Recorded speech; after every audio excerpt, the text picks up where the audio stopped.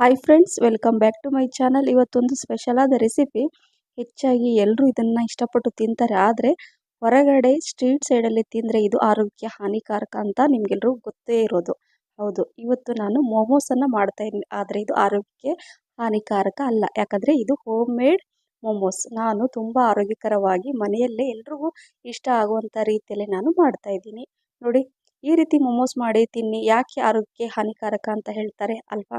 So ಹಾಗಾಗಿ ನಾನಿವತ್ತು ಈ ಮೊಮೋಸನ್ನು ನಾನು ಮನೆಯಲ್ಲೇ ತುಂಬ ಸುಲಭವಾಗಿ ರುಚಿ ರುಚಿಯಾಗಿ ನೀವು ತಿನ್ಬೋದು. ಯಾವುದೂ ಹೆಲ್ತ್ ಪ್ರಾಬ್ಲಮ್ ಆಗಲ್ಲ. ಈ ಚಟ್ನಿ ಜೊತೆ ಸೂಪರ್ ಆದ ಒಂದು ಸ್ಪೆಷಲ್ ಚಟ್ನಿ ಕೂಡ ಮಾಡಿದ್ದೀನಿ. ಸೊ ತಿಂತಾ ಇದ್ರೆ ನಿಜವಾಗ್ಲೂ ನೀವು ಹೊರಗಡೆ ಮರೆತೇ ಬಿಡ್ತೀರಾ ತಿನ್ನೋದನ್ನು. ಬನ್ನಿ ಯಾವ ರೀತಿ ಮಾಡೋದು ಅಂತ ನೋಡೋಣ. ಇಲ್ಲಿ ಮೊದಲು ನಾನು ಹಿಟ್ಟನ್ನು ಕಲಿಸ್ಕೊಳ್ತೀನಿ. 2 ಕಪ್ಪಷ್ಟು ಹಿಟ್ಟು ಹಾಕ್ಕೊಂಡಿದ್ದೀನಿ. ಸ್ವಲ್ಪ ಉಪ್ಪು ಕೂಡ ಹಾಕ್ಕೊಂಡಿದ್ದೀನಿ. ಉಪ್ಪು ಹಾಕ್ಕೊಂಡು ನಂತರ 1 ಟೀ ಸ್ಪೂನಷ್ಟು ಎಣ್ಣೆ ಹಾಕ್ಕೋಬೇಕು. ಇಲ್ಲಿ ನಾನು ಮೈದಾ ಹಿಟ್ಟನ್ನು ಯೂಸ್ ಮಾಡ್ತಾ ಇಲ್ಲ, ಗೋಧಿ ಹಿಟ್ಟನ್ನು ಯೂಸ್ ಮಾಡ್ತಾ ಇದ್ದೀನಿ. ಹೇಳಿದ್ನಲ್ಲ, ಆರೋಗ್ಯಕರವಾಗಿ ಮಾಡ್ತಾ ಇದ್ದೀನಿ. ಸೊ ಗೋಧಿ ಹಿಟ್ಟನ್ನು ಹಾಕ್ಕೊಂಡು ಸ್ವಲ್ಪ ಉಪ್ಪು ಕೂಡ ಹಾಕ್ಕೊಂಡೆ, ಎಣ್ಣೆ ಹಾಕ್ಕೊಂಡಿದ್ದೀನಿ. ಈಗ ಅದಕ್ಕೆ ಎಷ್ಟು ಬೇಕೋ ಅಷ್ಟು ನೀರನ್ನು ಹಾಕ್ಕೊಂಡು ಸೇಮ್ ಚಪಾತಿ ಹಿಟ್ಟಿನ ಅದಕ್ಕೆ ಕಲಿಸ್ಕೊಂಡು ಲಾಸ್ಟಲ್ಲಿ 1 ಟೀ ಸ್ಪೂನಷ್ಟು ಎಣ್ಣೆ ಕೂಡ ಹಾಕ್ಕೊಂಡು ಇದನ್ನು ಲಾಸ್ಟಲ್ಲಿ ಕಲಿಸ್ಬಿಟ್ಟು ಈಗ ಇದನ್ನು ಇಡ್ತೀನಿ. ಮೊದಲು ಹಿಟ್ಟನ್ನು ಚೆನ್ನಾಗಿ ಹದವಾಗಿ ಕಲಿಸ್ಕೊಂಡು ಇದು ಒಂದು ಸ್ವಲ್ಪ ಹೊತ್ತು ರೆಸ್ಟ್ ಮಾಡಲಿಕ್ಕೆ ನಾನು ಸೈಡಲ್ಲಿ ಇಡ್ತೀನಿ. ಈಗ ಬೇರೆ ಅಂದರೆ ಈ ಮೊಮೋಸ್ಗೆ ಏನೇನು ಬೇಕು ಮಾಡೋದನ್ನಂತ ನಿಮಗೆ ನಿಧಾನಕ್ಕೆ ಒಂದೊಂದಾಗಿ ಹೇಳ್ತೀನಿ.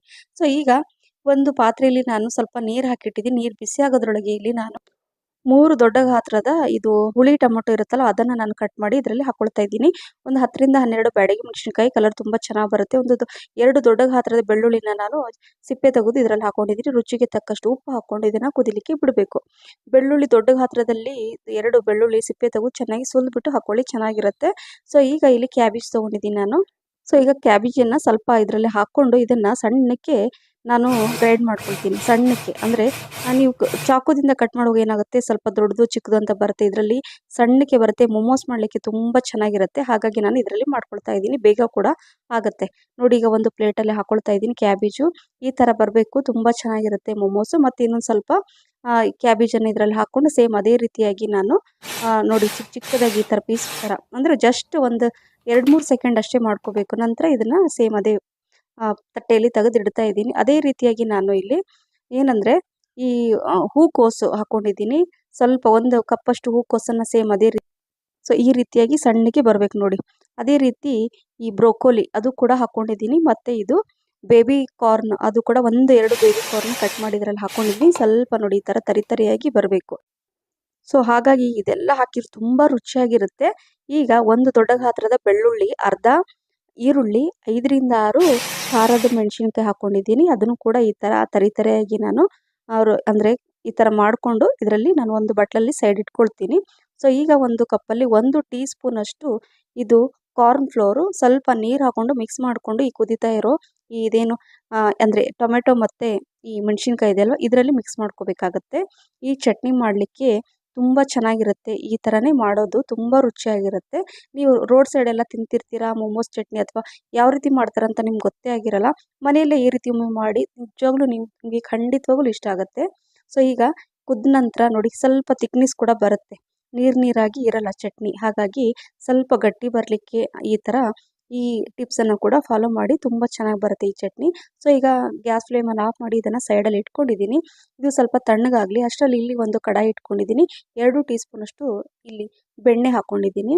ಬೆಣ್ಣೆ ಹಾಕ್ಕೊಂಡ ನಂತರ ಬೆಣ್ಣೆ ಸ್ವಲ್ಪ ಕರಗಿದ ಮೇಲೆ ಏನು ಈರುಳ್ಳಿ ಮತ್ತು ಬೆಳ್ಳುಳ್ಳಿ ಮತ್ತು ಒಣಮೆಣಸಿನ್ಕಾಯಿ ನಾವು ಕಟ್ ಮಾಡಿ ಇಟ್ಕೊಂಡಿದ್ವಲ್ವ ಸಣ್ಣಕ್ಕೆ ಚಾಪರಲ್ಲಿ, ಸೊ ಅದನ್ನು ಇದರಲ್ಲಿ ಹಾಕ್ಕೊಂಡಿದ್ದೀನಿ. ಸ್ವಲ್ಪ ಒಂದು 30 ಸೆಕೆಂಡ್ ಮಿಕ್ಸ್ ಮಾಡ್ಕೊಂಡ ನಂತರ ಈಗ ಎಲ್ಲ ನಾವು ಏನು ಕಟ್ ಮಾಡಿರೋಂಥ ಎಲ್ಲ ತರಕಾರಿಗಳನ್ನು ಅಂದರೆ ಕ್ಯಾಬೇಜ್, ಬ್ರೋಕೋಲಿ ಮತ್ತು ಹೂಕೋಸನ್ನು ಇದರಲ್ಲಿ ಹಾಕ್ಕೊಂಡು ನಿಧಾನಕ್ಕೆ ಈ ಥರ ಮಿಕ್ಸ್ ಮಾಡ್ಕೋಬೇಕು. ಜಾಸ್ತಿ ಹೊತ್ತು ಇದನ್ನು ಕುಕ್ ಮಾಡಬೇಕಂತ ಏನಿಲ್ಲ. ರುಚಿಗೆ ತಕ್ಕಷ್ಟು ಸ್ವಲ್ಪ ಉಪ್ಪು ಹಾಕ್ಕೊಂಡು ಇದನ್ನು 2ರಿಂದ 3 ನಿಮಿಷ ಹೈ ಫ್ಲೇಮಲ್ಲೇ ಇದನ್ನು 2ರಿಂದ 3 ನಿಮಿಷ ಚೆನ್ನಾಗಿ ಈ ಥರ ಮಿಕ್ಸ್ ಮಾಡ್ಕೊಳ್ತಾ ಇರಬೇಕು. ಈಗ ಇನ್ನಷ್ಟು ರುಚಿ ಬರಲು ಇಲ್ಲಿ ನೋಡಿ 2 ಸ್ಲೈಸ್ ನಾನು ಇದನ್ನು ಚೀಸನ್ನು ಹಾಕ್ತಾ ಇದ್ದೀನಿ. ಹೌದು ಫ್ರೆಂಡ್ಸ್, ಚೀಸ್ ಹಾಕ್ಕೊಂಡು ನಾನಿವತ್ತು ಮೊಮೋಸ್ ಮಾಡ್ತಾ ಇದ್ದೀನಿ. ತುಂಬ ಚೆನ್ನಾಗಿ ರುಚಿ ಬರುತ್ತೆ. ನೀವು ಹೊರಗಡೆ ತಿಂದಿರ್ತೀರೋ ಏನೋ ಗೊತ್ತಿಲ್ಲ, ಬಟ್ ನಾನಂತೂ ಹೊರಗಡೆ ಮೊಮೋಸ್ ತಿಂದಿಲ್ಲ. ಬಟ್ ಈ ರುಚಿ ಅಂತೂ ನನಗೆ ಸೂಪರಾಗಿ ಅಂದರೆ ತುಂಬಾ ಇಷ್ಟ ಆಯಿತು. ಈ ರೀತಿ ಮೊಮೋಸ್ ದಿನ ಕೊಟ್ಟರು ತಿನ್ಬೋದು ಅಂತ ಅನಿಸ್ಬಿಡ್ತು ನನಗೆ. ಸೊ ಈಗ ಅದನ್ನು ಹಾಕಿ ಮಿಕ್ಸ್ ಮಾಡಿಕೊಂಡು ಒಂದು 30 ಸೆಕೆಂಡ್ ಮಿಕ್ಸ್ ಮಾಡ್ಕೊಂಡ ನಂತರ ಗ್ಯಾಸ್ ಫ್ಲೇಮನ್ನು ಆಫ್ ಮಾಡಿ ಇದನ್ನು ಸ್ವಲ್ಪ ತಣ್ಣಗಾಗಲಿಕ್ಕೆ ಸೈಡಲ್ಲಿ ಇಡ್ತೀನಿ. ಈಗ ಏನು ಮಾಡೋಣ ಅಂದರೆ ಇದೇನು ನಾವು ಚಟ್ನಿ ಮೊಮೋಸ್ಗೆ ಚಟ್ನಿ ಮಾಡಲಿಕ್ಕೆ ನಾನೇನು ಬಾಯ್ಲ್ ಮಾಡಿಟ್ಟಿದ್ನಲ್ಲ ಟೊಮೆಟೊ, ಇದು ಸ್ವಲ್ಪ ತಣ್ಣಗಾದ್ಮೇಲೆ ಇದೊಂದು ಮಿಕ್ಸಿ ಜಾರಲ್ಲಿ ಹಾಕ್ಕೊಂಡು ನೋಡಿ, ಇನ್ನೂ ಸ್ವಲ್ಪ ಬಿಸಿ ಇದೆ. ಇದನ್ನು ನೀರು ಹಾಕ್ಕೊಳ್ದೇನೆ ಅದನ್ನು ಗ್ರೈಂಡ್ ಮಾಡಿಕೊಂಡು ಒಂದು ಪಾತ್ರೆಯಲ್ಲಿ ತೆಗೆದಿಡ್ತಾ ಇದ್ದೀನಿ. ನೋಡಿ ಕಲರ್ ಎಷ್ಟು ಚೆನ್ನಾಗಿ ಬಂದಿದೆ, ತುಂಬ ಚೆನ್ನಾಗಿ ಕಲರ್ಫುಲ್ಲಾಗಿ ಬಂದಿದೆ. ಯಾವುದು ಕಲರ್ ಕೂಡ ಆ್ಯಡ್ ಮಾಡಿಲ್ಲ ಅಲ್ವಾ. ಸೊ ಈಗ ಏನು ಮಾಡಬೇಕಂದ್ರೆ 1 ಟೀ ಸ್ಪೂನಷ್ಟು ವಿನೆಗರ್, ಇದು ಹಾಕೋದ್ರಿಂದ ತುಂಬ ದಿನ ಸ್ಟೋರ್ ಮಾಡಿ ಕೂಡ ಇಡ್ಬೋದು. 1 ಟೀ ಸ್ಪೂನಷ್ಟು ಪೆಪ್ಪರ್ ಪೌಡರ್ ಅಂದರೆ ಕಾಳು ಮೆಣಸಿನ ಪುಡಿ ಹಾಕ್ಕೊಂಡು ಮಿಕ್ಸ್ ಮಾಡಿಕೊಂಡು ಇಟ್ಕೋಬೇಕು. ಸೊ ಈ ಮೊಮೋಸ್ಗೆ ಚಟ್ನಿ ಕೂಡ ರೆಡಿ ಆಯಿತು. ಈಗ ಏನು ಮಾಡೋಣ ಅಂದರೆ, ಈಗ ಇದು ಕೂಡ ಸ್ವಲ್ಪ ತಣ್ಣಗಾಗಿದೆ. ಸೊ ಈಗ ನೋಡಿ ಸ್ವಲ್ಪ ಒನ್ ಟೈಮ್ ಮಿಕ್ಸ್ ಮಾಡ್ಕೊಂಡ ನಂತರ ಈಗ ಹಿಟ್ಟು ಕೂಡ ನಾವು ಕಲಸಿಟ್ಟಿದ್ವಲ್ವ ಅದು ಕೂಡ ಕರೆಕ್ಟಾಗಿ ಪರ್ಫೆಕ್ಟಾಗಿ ಅಂದರೆ ಸಾಫ್ಟ್ ಆಗಿದೆ. ಯಾವ ರೀತಿ ಬೇಕು ನಮಗೆ ಈ ಮೊಮೋಸ್ ಮಾಡಲಿಕ್ಕೆ ಪರ್ಫೆಕ್ಟಾಗಿ ಹಿಟ್ಟು ಕೂಡ ರೆಡಿಯಾಗಿದೆ. ಈಗ ಸ್ವಲ್ಪ ಹಿಟ್ಟನ್ನು ಅಂದರೆ ಒಣ ಹಿಟ್ಟನ್ನು, ಗೋಧಿ ಹಿಟ್ಟನ್ನು ಹಾಕ್ಕೊಂಡು ಚಪಾತಿ ನಾವು ಯಾವ ರೀತಿ ಮಾಡ್ಕೊಳ್ತೀವಲ್ಲ ಅದೇ ರೀತಿಯಾಗಿ ಸ್ವಲ್ಪ ತೆಳುವಾಗಿ ದೊಡ್ಡ ಗಾತ್ರದಲ್ಲಿ ನಾನು ಉದ್ಕೊಳ್ತಾ ಇದ್ದೀನಿ. ನೋಡಿ ಯಾವ ರೀತಿ ಅಂದರೆ ಎಷ್ಟು ದೊಡ್ಡದಾಗುತ್ತೋ ಆ ರೀತಿಯಾಗಿ ಉದ್ಕೋಬೇಕು. ಹಾಗಾಗಿ ನಾನು ಚಪಾತಿ ಮಣೆ ಮೇಲೆ ನಾನು ಉದ್ಕೊತಾ ಇಲ್ಲ, ಯಾಕಂದರೆ ಸ್ವಲ್ಪ ದೊಡ್ಡ ಗಾತ್ರದಲ್ಲಿ ಉದ್ಕೋಬೇಕಲ್ವಾ. ಹಾಗಾಗಿ ಈಗ ಒಂದು ನೀರು ಕುಡಿಯೋ ಗ್ಲಾಸ್ ಇರುತ್ತೆ ನೋಡಿ, ಆ ಗ್ಲಾಸಲ್ಲಿ ನಾನು ತೋರಿಸ್ತಾ ಇದ್ದೀನಿ ನೋಡಿ, ಇದೇ ರೀತಿಯಾಗಿ ಇದನ್ನು ಒಂದು ಶೇಪಲ್ಲಿ ಅಂದರೆ ರೌಂಡಾಗಿ ಒಂದೇ ಶೇಪಲ್ಲಿ ಬರುತ್ತೆ ಮತ್ತು ಬೇಗ ಕೂಡ ಆಗುತ್ತೆ. ಸೊ ಈ ಟಿಪ್ಸನ್ನು ಕೂಡ ಫಾಲೋ ಮಾಡಿ. ನಿಜವಾಗ್ಲೂ ಮೊಮೋಸ್ ಮಾಡೋದು ಕಷ್ಟ ಏನೂ ಅಲ್ಲ, ಈಸಿಯಾಗಿ ಹೆಲ್ದಿಯಾಗಿ ಮನೇಲಿ ಮಾಡ್ಕೋಬೋದು. ನೋಡಿ ಈಗ ನಾನೆಲ್ಲ ಎಷ್ಟು ಉದ್ಕೊಂಡಿದ್ನಲ್ಲ ಚಪಾತಿ, ಸ್ವಲ್ಪ ತೆಳುವಾಗಿ ಉದ್ಕೋಬೇಕು, ತುಂಬ ದಪ್ಪ ಇರಬಾರ್ದು. ಈಗ ನೋಡಿ ಈ ಥರ ಎಲ್ಲ ಸೈಡ್ ಏನಿರುತ್ತಲ್ಲ ಅದನ್ನೆಲ್ಲ ತೆಗೆದುಬಿಟ್ಟು ಇಟ್ಕೊಳ್ತೀನಿ. ನೆಕ್ಸ್ಟ್ ಮಾಡ್ತೀವಲ್ಲ ಆ ಹಿಟ್ಟನ್ನು ನಾವು ಯೂಸ್ ಮಾಡ್ಬೋದು. ನೋಡಿದ್ರಲ್ಲ ಫ್ರೆಂಡ್ಸ್, ಎಷ್ಟು ಚೆನ್ನಾಗಿ ಎಲ್ಲ ಒಂದೇ ಸೈಜಲ್ಲಿ ಕಾಣಿಸ್ತಾ ಇದೆ. ಈಗ ಒಂದು ಅರ್ಧ ಸ್ಪೂನಷ್ಟು ಅದರಲ್ಲಿ ಹಾಕ್ಕೊಂಡು ಏನು ನಾವು ಫಿಲ್ಲಿಂಗ್ಸ್ ರೆಡಿ ಮಾಡಿದ್ವಲ್ಲ ಅದನ್ನು ಹಾಕ್ಕೊಂಡು ನೋಡಿ ಈ ರೀತಿಯಾಗಿ ಮಾಡ್ಕೊತಾ ಇದ್ದೀನಿ ನಾನು. ತುಂಬ ಸರಳವಾಗಿ ಮಾಡ್ಕೋಬೋದು ಮತ್ತು ಇದೇ ಶೇಪಲ್ಲಿ ಮಾಡಬೇಕು ಅಂತ ಏನಿಲ್ಲ. ನಿಮ್ಗೆ ಯಾವ ರೀತಿ ಬರುತ್ತೋ, ನಿಮ್ಗೆ ಯಾವ್ದು ಈಸಿ ಅನಿಸುತ್ತೋ ಆ ರೀತಿಯಾಗಿ ಮಾಡ್ಕೊಳ್ಳಿ. ನಾನು ತೋರಿಸ್ತಾ ಇದ್ದೀನಿ ನೋಡಿ, ಮೊದಲು ಅದನ್ನ ಹಾಕ್ಕೊಂಡು ಮಧ್ಯದಲ್ಲಿ ಮಡಚ್ಕೊಂಡು ನಂತರ ಸೈಡಿಂದ ಈ ಥರ ನಾನು ತೋರಿಸ್ತಾ ಇದ್ದೀನಲ್ಲ ಈ ರೀತಿ ಒಂದಕ್ಕೊಂದು ಈ ಥರ ಪ್ರೆಸ್ ಮಾಡ್ತಾ ಬರಬೇಕು. ನೋಡಿ ಎಷ್ಟು ಚೆನ್ನಾಗಿ ಬಂದಿದೆ. ತುಂಬ ಈಸಿಯಾಗಿ ಮಾಡ್ಬೋದು, ಯಾರು ಬೇಕಾದರೂ ಮಾಡ್ಬೋದು, ಕಷ್ಟ ಏನೂ ಇಲ್ಲ. ಮೊಮೋಸ್ ಮಾಡೋದು ಕಷ್ಟ ಅಂತ ಹೇಳಿ ಹೊರಗಡೆ ಎಲ್ಲ ತಿಂತೀರಾ, ಆರೋಗ್ಯನ ಹಾಳು ಮಾಡ್ಕೊಳ್ಳೋ ಬದಲು ಇದೇ ರೀತಿಯಾಗಿ ಆರೋಗ್ಯಕರವಾಗಿ ತಿನ್ನಿ, ಆರೋಗ್ಯನೂ ಚೆನ್ನಾಗಿರುತ್ತೆ ಮತ್ತು ನಿಮ್ಮ ಮೊಮೋಸ್ ತಿಂದಾಗೂ ಕೂಡ ಅನಿಸುತ್ತೆ. ಏನಂತೀರಾ? ಸೊ ನೋಡಿ ಇದೇ ರೀತಿಯಾಗಿ ನಾನು ಎಲ್ಲ ಮೊಮೋಸನ್ನು ಮಾಡಿ ಈಗ ಒಂದು ಪ್ಲೇಟಲ್ಲಿ ಇಟ್ಕೊಂಡಿದ್ದೀನಿ. ಈಗ ಇದನ್ನು ಏನು ಮಾಡಬೇಕು ಅಂದರೆ ನೋಡಿ, ಈಗ ಎಲ್ಲ ರೆಡಿ ಆಯ್ತಲ್ವ. ಈಗ ಇಲ್ಲಿ ನಾನೊಂದು ಕಡಾಯಿ ಇಟ್ಕೊಂಡಿದ್ದೀನಿ, ಅದು ಸ್ವಲ್ಪ ನೀರು ಕೂಡ ಹಾಕ್ಕೊಂಡಿದ್ದೀನಿ ಸ್ಟೀಮ್ ಮಾಡಲಿಕ್ಕೆ.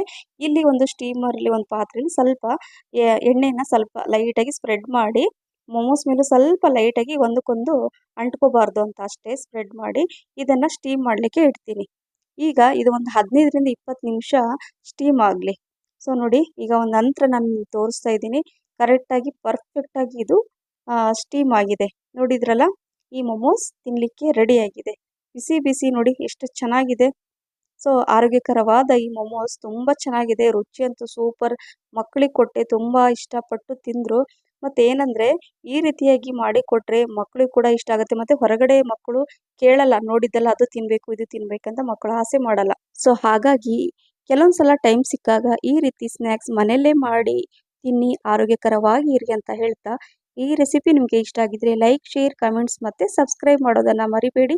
ಹಾಗೆ ನಿಮ್ಮ ಫ್ರೆಂಡ್ಸ್ ಮತ್ತು ಫ್ಯಾಮಿಲಿ ಕೂಡ ಶೇರ್ ಮಾಡಿ. ಮತ್ತೆ ಸಿಗ್ತೀನಿ. Thank you for watching.